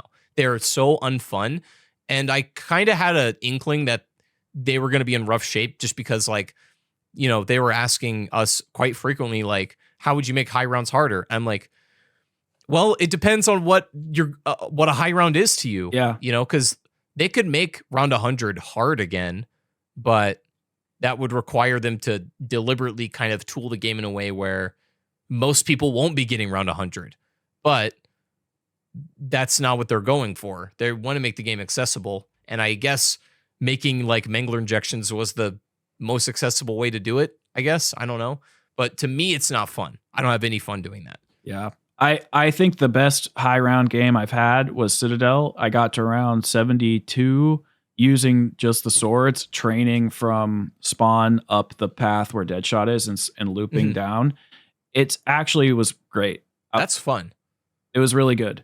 And then it's fun, but it feels like inefficient, you know? Oh, it's like, so inefficient. It took me like 3 hours to do. What do you think of the traps then? Those point of power traps on the map? Like, because people are like, yo, you can use the launcher with the point of power traps instead, just to like, but it's kind of the same thing. You're just spamming the ground with a rocket launcher. It's stupid. The same brain dead strategy. Like, it's no different than using power vacuum and Helion salvo, or the was the staff in Black Ops 4, and just slamming that down, spamming the Helion salvo with PhD, and then and doing it all over again. Like, it's the same kind of crap. It's like all those little things that were in elixirs or gums are just, they did this in Cold War, which drove me crazy, but they still do it in BO6 a little bit. Well, they've peppered some of those mechanics, like the Ring of Fire trap is now inside of Citadel, and so I like that they're being experimental with stuff like that. But yeah, just bringing that rocket launcher and spamming the ground is stupid. You're not even looking for zombies. People are telling me when I watch the guides, just look for your ammo counter. As soon as your ammo counter starts to go down, you know that the trap is done. And I'm like, dude, that is so lame. Yeah, that's my. I'm actually curious on your take on this too, because I think that's also one of the problems with the mini map is, like, thank God we can turn it off now. And I most times now I play with the mini map off, because, and I think that's how it should be. I've suggested to Treyarch, and hopefully maybe they implement that at some point. I thought it'd been perfect if, let's call standard mode BO6, you play without there's no mini map in standard mode. Give the map to directed mode. That's kind of what it's for. Agreed. And I've noticed that in the times that I play with and without the minimap, it's a very different level of like immersion. Even just that little thing where I'm not flicking my eyes constantly to the top left of the screen to look for red dots is like, I'm actually paying more attention to the audio. I'm paying more attention to my surroundings. I'm listening for things more. Like, that's the kind of immersion zombie players want to feel. And I think by default, the map should be off, because you can achieve more of that immersion without the minimap. I understand it's useful for these high round strats, but it's like, if the game didn't have such brain dead high round strategies, maybe we wouldn't need the minimap, and maybe the game would feel more immersive. Like, I don't know if you guys are haven't done it yet. Take off your minimap in zombies and play a game without it. You can still function just fine, but you're gonna notice that, like, your attention is more in the game on the zombies, constantly flicking to the top left. Yeah. No, I the only time I like a mini map is like if I forget where a perk is and maybe I'm like, where is It's quick good for revive? learning the map. Yeah. But after that, no, I turn it off. I actually go a couple steps further. I turn off hit markers. I turn off the dot in the center of the screen, and I turn off all the zombies' health and bars and all that crap, because there is something that is so exhilarating about not knowing how much health an amalgam has. And it's like, is he gonna die soon? Like, why won't this son of a bitch die? And like, I keep popping his heads and he's still not dead. Like, I love that. That's fair. About Panzers. Like inside of BO3, I would be like, why isn't this son of a bitch dying? And when he would get that first gas and he'd like bend over and make that crazy noise, it was so much fun. And I don't like hit markers at all. And it's something that bothered me with the Citadel Day More boss fight, because the first time I went in, I was shooting everywhere and I was like, I don't understand how this works. And then I was watching a Milo video or one of your streams, I can't remember, and I saw that the blue was popping up when you shot his arms, and I was like, oh, he has armor on his arm, and it gave me the answer. I wanted to figure it out by just shooting and experimenting. But I got the answer just because I saw the blue, and I was like, that's why I don't like hit markers, because it gives you too much information. But I know I'm probably, again. No, but if they took off hit markers, it's like you could say that, like, it would be interesting. It's like the way that you know what you're hitting is like the audio cue. Yeah. Right? It's like, that's something you'd have to pay a little more attention to. I think there's something to be said there. I don't quite go so far as taking off health bars, even though it's probably a more exhilarating experience. The one thing I have to admit is that, like, in the words of Nakey Jakey, I think the health bars satisfy my goopy gamer brain. Yeah. Like, that was a they good really video. do, to be honest. They actually do that. So I haven't taken off health bars, and like, I know the zombies experience would be more immersive without it, but you know, it's the whole debate of, well, it provides useful information, but it's probably more fun to play without it. It's like, well, if I'm doing something serious, like trying to get like a good Easter egg run, it's like, I'm going to play with the health bars on, because like I want to know. Yeah. I need more information, right? And you could maybe make the same argument about the minimap, but I think the minimap maybe takes it a step too far, where there is something about flicking your eyes to the top left of the screen and that being the only thing you pay attention to that kind of takes you out of the game. Mm-hmm. And I think that the minimap in conjunction with the brain dead high round strategies make them so insufferably boring to me. Yeah. So I don't know how they fix that at this point. They probably have to fix that in the next game. They'd have to retool all of Black Ops 6, I think, to make high rounds like good. I would like if they added more mutant injections that were like custom to each map. Imagine turning into a doppelgas. Sure. Yeah. Or a mega abomination or something. Yeah. Well, man, the other thing, sorry, not to harp on this point again, but the other thing I wanted to say was, in addition to high rounds just being generally more fun moment to moment in older zombie games, the other thing to consider is that each map had its own unique strategy for the most part. That's true. Like the Giant on BO3 plays exceedingly different to Revelations high rounds. They're not the same at all. Like Revelations high rounds on BO3, in my opinion, are boring. They're kind of like a BO6 strat. Yeah, they're just not quite as extreme. Camp and spray. Yeah. Yeah. With the Apothecant Servant, you sit in the Verruct room and just go crazy. Like, that's boring to me. But the thing with BO3 was that, like, the strategies varied so widely map to map, and that was part of the result of the maps having very different sandboxes in a way. And the problem with modern zombies, or one of them, is that and they've gotten a little better about this, but each map has more or less the same sandbox, meaning it's going to have more or less the same strategy. And I'm not advocating they do this, but part of the advantage to having map-specific perks was that it opened up strategies for that specific map. And we have the same, like, craftable items, same perks on every map. So maybe minus Citadel, every BO6 map, I think, is going to have the same high round strategy. Mm-hmm. I mean, even Citadel, like, okay, you can do that point of power trap strat, but it's like, again, minorly different, same level of brain dead. It's like not different enough to be like meaningfully something else. But no, that was the last thing I wanted to say, was just like each map had a different strategy as well that was distinct, whereas Cold War was really bad about this. It was. All the strategies were the same. Every map basically played the same. It was just a different setting. I mean, Yep. I will say the perkaholic issue, like in Cold War, really bothered me, but it feels a lot better in BO6. Like, I would agree. I Do you think the point economy is too strict in BO6? I did at launch. I don't now that Vulture Aid's in the game, because it kind of trickles points at you, and I genuinely could be pretty much fully set up with at least one gun triple packed by like round 20-ish, 25, 26. So I do feel like I think it's balanced for what they're going for. Like if I play Black Ops 4, I'm usually fully set up pretty early because there's only 4 perks to get. But no, I feel like I think a lot of people's problem is the lack of experimentation, though. That the like, okay, I don't know if you watched that review, but the one of the things that I said, and you can tell me what you think about this, is like the whole addition of the new point system from Kevin Drew was like he didn't want there to be a wrong way to kill zombies. That was the whole motivation for that, right?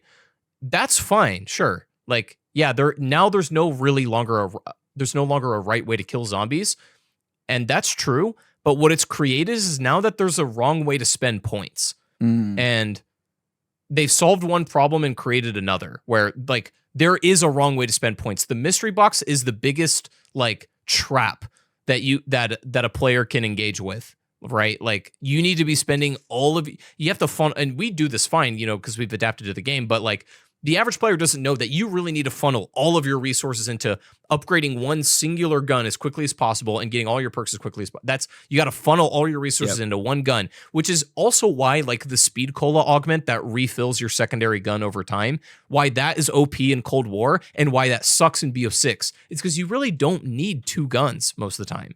Or even like can upgrade them the same. So they've solved the problem of making a wrong way to kill zombies, but they've introduced a new problem of having a wrong way to spend points, which that's a whole other issue. But I was curious what your thoughts were on that. Yeah, I think you're right. I basically all I do is I go into the game and I try to level up my gun, my main gun that I brought in, and then I try to buy Jug, Quick Revive, Stamina Up, and Speed Cola, and then after that it's all and probably Deadshot, and then after that it's all kind of extra stuff I enjoy, getting armor, all that crap. But I mean, I do think Vulture Aid helped quite a bit with the salvage economy, and so I'm hoping that whatever other perks they introduce throughout the game and other mechanics, it kind of alleviates some of the problems we're seeing. That's why I'm kind of being like not quick to super judge it, but I do think it's better now. Oh crap! What was I going to ask you? I think that was kind of it for as far as like all the stuff of the game. But like, what are you hoping? How are you hoping Black Ops 6 Zombies ends up? Like, what's like your perfect year in terms of maps and wonder? Like, what are you hoping for? You can pick whatever you want to talk about. Yeah. Big picture here. It's weird because like considering we're supposedly getting another Treyarch game this year. So weird. Yeah, I have a hard time saying that I want zombies to like have a satisfying conclusion because I don't like necessarily when the periods in which zombies is dead, the in between years. But there is something to be said for when zombies goes away for a bit and comes back like in full force. I think that's fun, but if we're just going to get another zombies game next year, it's like, okay, that's fine. They don't have to do some kind of big conclusive ending. I will say like, it's hard for me not to be greedy for more maps because from what we know, there's probably going to be like 3 more maps for this game. And any outside maps I don't know about, but we'll probably get 3 more maps for this game. And that's fine. It's hard for me to not want more because of how much I like BO6. But I would really like them to, I guess, end the season off with like maybe a clear direction of where it's heading and the improvements that are going to be made. Because one of the things that I always think about with the end of each zombies game, like DLC 4, is it's a lot of the times like a testing ground for the next game. Sure. Where I think Moon is structurally like a BO2 map. Origins is more or less a Black Ops 3 map. It is. And I would say Revelations is actually a BO4 map. I mean, technically, I think it stopped at BO4. I don't think, Togdertone is not a Cold War map, but you know what I mean? It was kind of like a sandbox for the next game. So I would like them to experiment heavily in DLC 4 and try some new things and see what sticks and what doesn't, and let that guide their decision-making process for the next zombie game, even though it might be a little too late for that. But I like how they always took some chances in DLC 4, and it was always kind of like a blueprint of what the next game was going to end up doing. Yeah, that's really fair, and I know that they've said that before, where they kind of like to experiment with DLC 4 with Cold War. Though it's interesting because I guess I kind of see some of that experimentation popping through, but I think the experimentation in Forsaken is like, I think they found their footing with side Easter eggs in that map. Yeah, and we're seeing that's true, and we're seeing that come over to BO6. Yeah, it's just so weird to think that we're going to get another Treyarch game. Is that still the rumor, or is that officially happened? Like, okay, wow. I don't know if it's been officially confirmed, but that is, all signs are pointing towards another Treyarch game this year. I wonder if it's going to be on the same Black Ops 6 like engine, or if it's the proprietary engine. I would have to assume, yeah. It's going to be so interesting how they market that, and especially if they're leading it, because it's like, dude, are they going to call it Black Ops 7? Yeah. It just seems kind of goofy if they did, I mean, they did MW2 and MW3 back to back, so it's not. But that was made by a different developer. Well, I know it's not tech. I know they all work on stuff, but that's where it's confusing. It's like, okay, Infinity Ward to Sledgehammer, it's same title, Treyarch to Treyarch. I don't know if you played Diablo 4 or not, but they had an expansion called Vessel of Hatred. Like I would love for COD to do an expansion like that, and just this is Black Ops 6. I don't know. Me too. CIA going dark, or I don't know, something like that. Shout out the podcast. Yeah, shout out the podcast, dude. I would love a COD game to come out with solid fundamentals and just be like, we're just going to expand on this. That would be great. I know there's not as much money in it for them, but that would be lovely to me personally. I mean, that's kind of what Black Ops 3 did in a way with Chronicles. Yeah. And it was massively successful. So we'll see what they do for next year, but I mean, we're not going to have a big drought of zombies for at least another year. So, I mean, if they have this approach and or improve on it, I'm going to be happy. I'll be a happy man. Like, to be honest, I know a lot of the COD communities like doomer as hell right now, but I am enjoying myself. I'm enjoying the game. Again, it's not perfect. We've picked at all the flaws in this podcast, but like, we're in a good position, all things considered, especially given the history of where zombies has been before. I'm enjoying the ride, actually. Yeah, I quite agree. I mean, even BO3, BO2, like there's always been some sort of imperfection that's caused discourse. They always had, like, BO3 had its depressions as well. Yeah. Like, all right. So I just have a few wrap-up questions and then a quick lightning round where you just kind of pop off things that come to your head right away. So let's do it. So the first question is going to be, what zombies map or mode do you dislike the most? Turned. Okay. To be honest, I thought it was kind of clunky in BO2.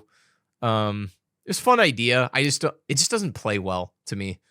That's original. You're the first. Most people say Burger Town or Daron Fong. Okay, like maps or okay. Whatever you want, whatever you think is I mean, I hate Daron Fong. That is one, but I mean, if we're looking back on it, like honestly, Turned was a failed experiment. I'm not a fan. Yeah. Okay. No, I like that. Besides Treyarch, who do you think is the best zombies developer? I'm gonna have to say Infinity Ward, mostly because I think that they were so ahead of the curve when it came to boss fights specifically. Yeah. And even their map design was like Infinite Warfare Zombies is like, I think it was in the shadow of BO3 a lot, but I think it was very solid. It wasn't perfect, and I dislike the last two maps with a passion, but even those last two maps had great boss fights. Yeah, they do. I think they're the standout in that way.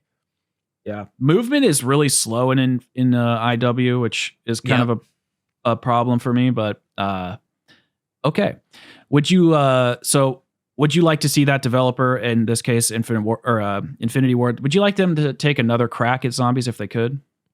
I mean, without Lee Ross, it would certainly be different. And I don't know how much of like the boss fight design was Lee Ross's like call, but it's tricky because I think if Infinity Ward didn't make a zombies game, or if Treyarch was the only zombies dev, then in between games we allow that excitement to build up again. And like I don't think shoving zombies down our throat every year is always the best play. It's like with Vanguard, you know, it's like I think we would have been better off not having zombies that year, personally. So I think with the right direction, I would like to see Infinity Ward try again, but I don't want them to do it just for the sake of making zombies and coming out with like another Duran Fong. I don't want Vanguard again. I really don't.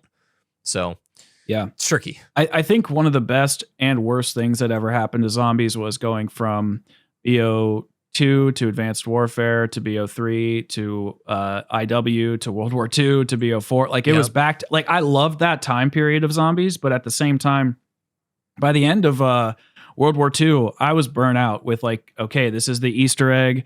It's going through the motions, pack-a-punch, XYZ, boss fight. And then it really kind of dampened Treyarch's, it dampened BO4. It screwed up BO4 quite a bit. Agreed. Okay, so two more wrap up questions, and then we'll go to the lightning round. So, what is your craziest or hottest take about COD Zombies? This is your moment to shine, brother.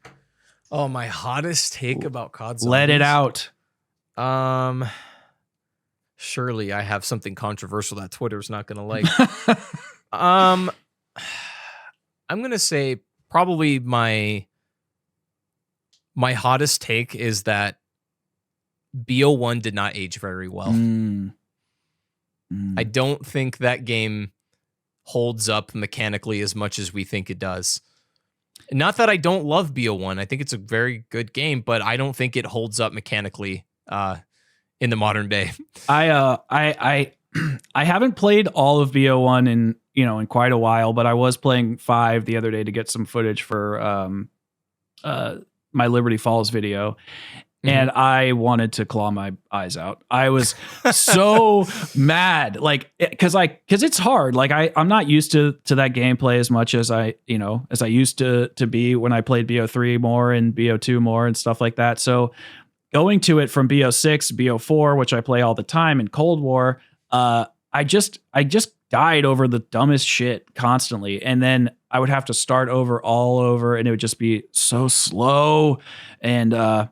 Yeah, it drove me crazy, but yeah, I don't think it's the best aged game, but I mean, I would even maybe throw World at War in that category, but it gets a pass because of how old it is in some sense. Like it's kind of to be expected. It's clunky, it's janky. World at War is the most janky, but BO1 kind of has more of that jank too. But yeah. So this next question is just kind of personal for you. It's like just talking about your YouTube. So I know you cover Elden Ring on your main channel, but do you have a second channel that you want to talk about or anything that you're interested in? My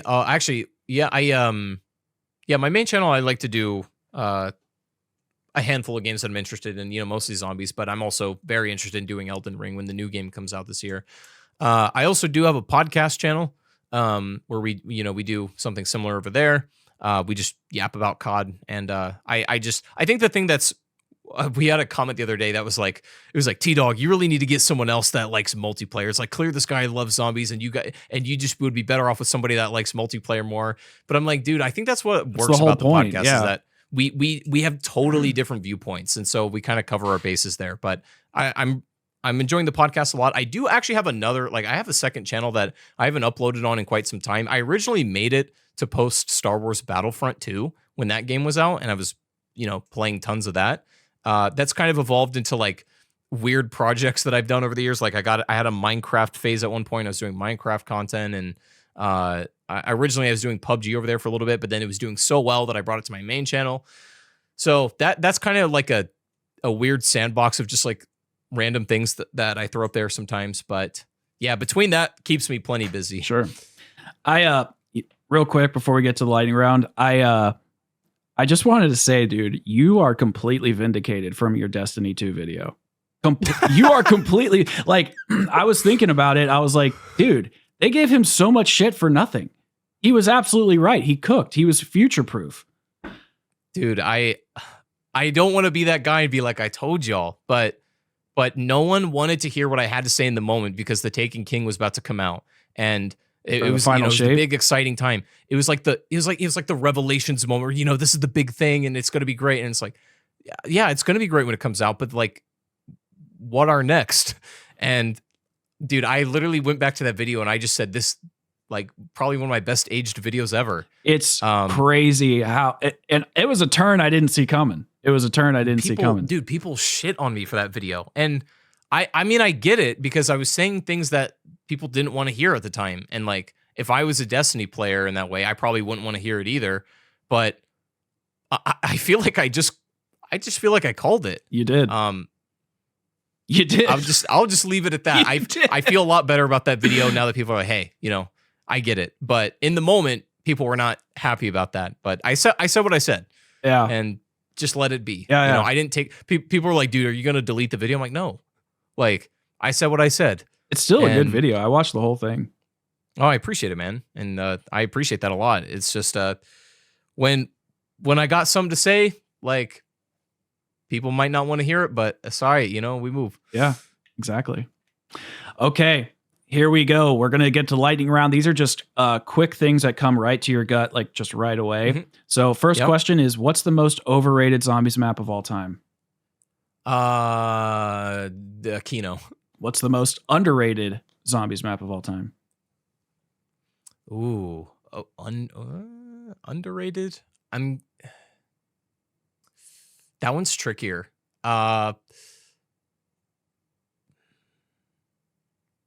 Maybe Buried. Interesting. Okay. I think Buried doesn't get as much spotlight as it could. Okay. All right. Perk limit versus no perk limit. Ooh, that depends. Perks need boundaries. Perks need limitations.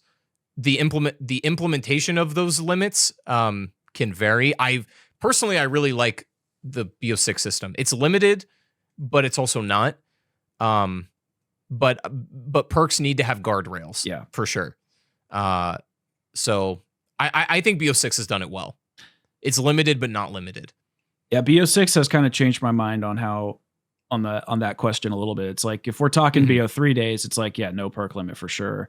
Or I mean, excuse me, perk limit for sure. But if we're talking about Cold War, like I still wish there was a perk limit, but they have done a really good job balancing that out. So it's an interesting question because there's almost like 3 sections of zombies of how that could be asked and questioned. Okay, shield versus armor. I'd say depends on the game, but all things considered, I don't like the Warzone implementation of it, but all things considered, from a gameplay perspective, I think I'm going to have to say armor because a zombie shield is just put on your back and forget about it mostly. And armor is like, there's a little more micromanaging of like, seeing how many plates you need for a certain situation or whatever. Like there's some interesting depth that you can kind of manipulate with armor. I don't hate it as much as I thought. I think Zombie Shield works in slower paced games like BO2. That makes perfect sense in that context. But for more modern zombie games, I think a more encompassing armor system is needed. I mean, dude, we have a Zombie Shield in BO6, just no one uses it. It's that Juggernaut augment. Yeah, the turtle shell. No one uses that. Yeah. And so I think that kind of speaks for itself in a way. But older zombie games shield, newer zombie games work better with armor. Yeah, I think I need to tweak this question because the real thorn in the side for me about the shield is I miss the offensive capabilities that the shields had from BO3 and BO4. Sure. So I wish armor just had something more to it. That's pretty much it. Yeah, I agree. Double tap or rarity system? I like the rarity system in the sense that it extends the progression of zombies, but I agree with what Noah said where, dude, I genuinely could care less if they add double tap or not. I just want things to die when I shoot them. whether that be through double tap or not, I don't really care. I think double tap, I don't want to say it's outdated as a concept, but in modern zombies, it just doesn't fit in. I think that's pretty obvious, but like, I think for me, I would honestly pick the rarity system just because, but with that caveat of I want things to die when I shoot them. Sure. So yeah. The one thing double tap does well that I heard another YouTuber say once was it actually speeds up the fire rate for wonder weapons. And yeah, that's actually something I didn't consider. So the ray gun would actually shoot faster if we had double tap. So I wish there was a way we could somehow, maybe when you pack a punch the ray gun. That's true, because the modern ray gun is kind of slow firing. Like, you kind of want it to feel like the town ray gun with double tap. That is true. Yeah, that's pretty much the only negative I've heard that I fully agree with. Maybe you could pack a punch it, and every tier it's 30% faster towards that double fire rate. Okay. Not to get off on this tangent. But the one thing I wanted to say that I think BO6 has done excellent. This is one of the highest praises, is that, like, the thing I hated about Cold War was that every gun was kind of the same with the attachment system and the rarity system. Like, guns didn't really matter.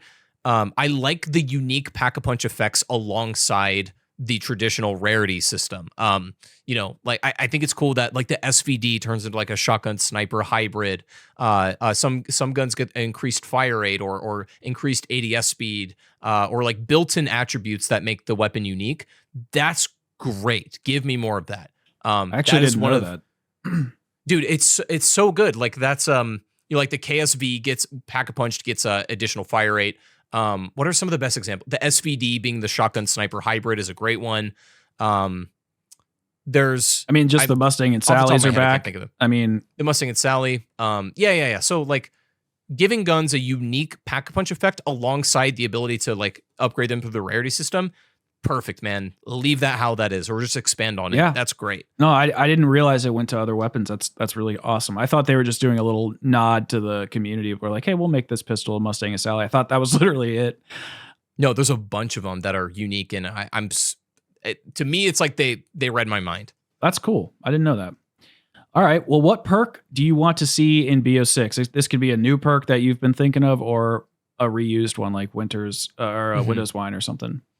I haven't really thought of a new perk, because I think the problem is that my dreams of new perks kind of died in BO3 with the addition of Gobblegums, because Gobblegums were kind of the effects of what could have been new perks. Sure. So that's why I think primarily, like, Zombies has had a hard time coming up with new perks, is like a lot of that has been shoved over to Gobblegum and or like elixirs or whatever, or, but I think if we're going to get a returning perk, I don't think it's Mule Kick would be pretty useless in BO6, because, again, you don't need more than one gun usually in this game. I don't want Tombstone. If double tap's an answer, I probably would say that at this point, but what would you? Maybe Widow's Wine. I was gonna say, would you want a Winter's Wail or a Widow's Wine? I think I would, given the aggression of the zombies in BO6, like in higher rounds. Maybe a perk like that would make higher rounds more viable and more interesting strategies. But again, it's like you're still being inefficient, because you could just be spamming mutant injections. But regardless of that, I think Widow's Wine would be cool. There's a lot of, like, interesting ones in BO4 that kind of exist in the game in, like, augments. Yeah, like Stone Cold Stronghold, I think I would actually like in BO6, because I want to deal more damage. And it could fill up your armor plates and stuff. Yeah, that would be good. Yeah, maybe Stone Cold Stronghold or Widow's Wine. I would say those two. They could have an augment on Widow's Wine. If you're standing still, it has the Stone Cold Stronghold effects. Like, there are so many perks they have left on the table, or, they could bring some of that stuff over to Gobblegums as well. Is there any gums you'd like to see returned, like Shopping Free or Power Vacuum? Killing Time. Killing Time. We need more myth busting. We literally asked, like, Treyarch to add Killing Time, and they basically, like, I think the new gum timeout is like their version of doing Killing Time. Kind of like but round apparently robin too. It's really hard to code, I guess. And that, that's what we were told anyways, but apparently it's like a pain in the ass to actually make. So I don't know if we'll ever get Killing Time, but I want more gums that add to the sandbox quality of the game. Yeah. And I think Killing Time is like that in a nutshell. You can do so many fun things with just like freezing the game. That's so fun. I'm less keen on getting like OP like gameplay gobblegums like perkaholics and stuff and things that give you perks or upgrade your gun. Those are fine, right? Those are okay, but I would really prefer some like sandboxy gums, like Killing Time. Okay, cool. All right.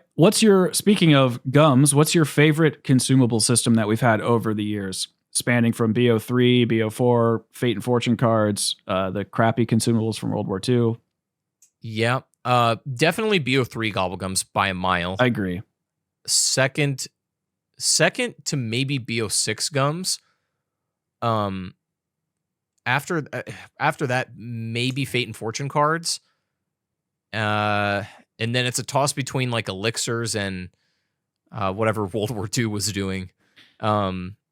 I know Kevin Drew does not like the elixir system. He's like, yeah, we're not doing that again. It's weird because elixir, like, it's almost like BO6 system is a mix between elixirs, BO3s, gobblegums, and Fate and Fortune cards. Yeah, I think that is true. I think the problem, my biggest problem with the BO6 gums is like they have done the cool, interesting like color coding and classification. Like the thing I loved about BO3 was like, you know, the numbers and patterns like meant something. Yeah. They're, you know, I've gone through that whole thing, but in BO6 they're kind of the same. Like the patterns signify like how you use them, but the colors are only like rarity based, and that doesn't really mean anything to me. So it's like, whatever. It's so arbitrary. Like I would even argue that, you know, a blue gobblegum like Shields Up is infinitely better than an orange like Fire Sale drop. Oh, I completely Fire agree. Sale gum. The classification color wise is so arbitrary in that game, but all the blue it's fine, I guess. All the blue gums are perfect for high rounds. They're all stuff that you would need forever. So I'm actually glad that they're more common because there's stuff that I will use repeatedly. Whereas a perkaholic I use only when I'm trying to get through crap quickly. Yep. Should open world zombies make a comeback?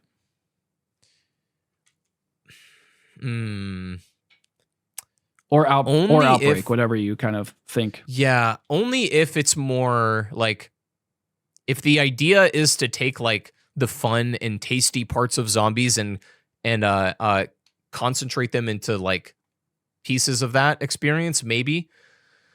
MWZ was fine, and there are aspects that I really like about it, but I don't think I want to play that all the time. And I ultimately think an open world zombies experience needs to exist alongside round-based content. I don't think I just want open world on its own. If you're going to give me it in conjunction with some round-based stuff, but just don't give me Outbreak or don't give me Outbreak and only MWZ on their own. It's I want that too. The problem is I just worry it's like, is that going to take away from the quality of the round-based? And Agreed. And that's what scares me about it. It's like, if in a perfect world, hell yeah. I thought MWZ was really solid. I just thought it was way too focused on retention to keep players' numbers, but that's a conversation for another day. Agreed. Last question, and I saved the best for last. Hit me. You have to eliminate a zombies era. Zelensky, Blundell, or Mr. Drew. A whole era, a whole like legacy. Wipe it clean. Has to be eviscerated. Damn. Well, I guess I would have to like. It's hard to say insofar as like, would I even be playing zombies without some of these earlier maps? But I'm, if I'm being honest, I would probably have to eviscerate the Zelensky era. Just because, I mean, that is where I got really interested in zombies, but that isn't where I fell in love with it. Fell in love with it. Yeah. I don't know, maybe, but I think I really got into the thick of things in the Blundell era, but I don't think I would have gotten there without the Zelensky era. Yeah. But if I had to eviscerate one, it'd be the Zelensky era. I know it sucks. I love asking this question because I have got a couple different answers. I've got a couple Drews. I have not got one Blundell yet. It's usually Drew or Zelensky. And I like it. I think it's interesting because we all appreciate the direction that things were going with Zelensky. I actually loved, if you go back and watch the old COD events and stuff, and Zelensky loved talking with fans and getting feedback and talking about being open with the systems. I really like that about him. But yeah, I feel like they really hit that stride, end of BO2 up through, I mean, I know BO4 has its issues for sure, but I just love that whole era. It was just such a great time. It was a godly run. It was so great. And but I will say, Kevin Drew, Cold War was a weird time because of COVID, and we all know that. But he's holding it down. He's doing great. And I know it's not just him. He's like a placeholder for the devs that are doing such tremendous work. It's just he's doing good stuff. So yeah, he's holding it down. Shout out to Kevin Drew. He's done some very excellent work on this game. I'm excited what he's going to direct in even the next title. Super nice guy, absolute lad. Shared a pizza with him last time I saw him. Hell yeah. Great time. Really, really nice guy. And I think he has a good sense of making a good zombie game. And yeah, I could not be more thankful for it all. So agreed. Zelensky era demolished. I love your maps, Zelensky. But all right. You laid the groundwork, brother. He sure did. Well, dude, I appreciate your time. This went really long, but I love having conversations. So thank you for your time. Me too, I really dude. appreciate it. No, this was great. Thank you so much for having me on, man. I really, really appreciate that. Yeah, of course, man. You're a great dude. Always love chatting with you. So thank you guys so much for watching. Obviously, go subscribe to Chopper's channel if you're not already. He makes great content. I still need to watch that damn Modern Warfare Zombies review. It came out like right before BO6 when all that crap was coming up. And I was like, oh, I haven't had time to watch it. So he does so many great retrospectives. So check out his channel if you're not subscribed already. Thank you all so much for watching. And I'll see you all in the next podcast or video. Bye-bye.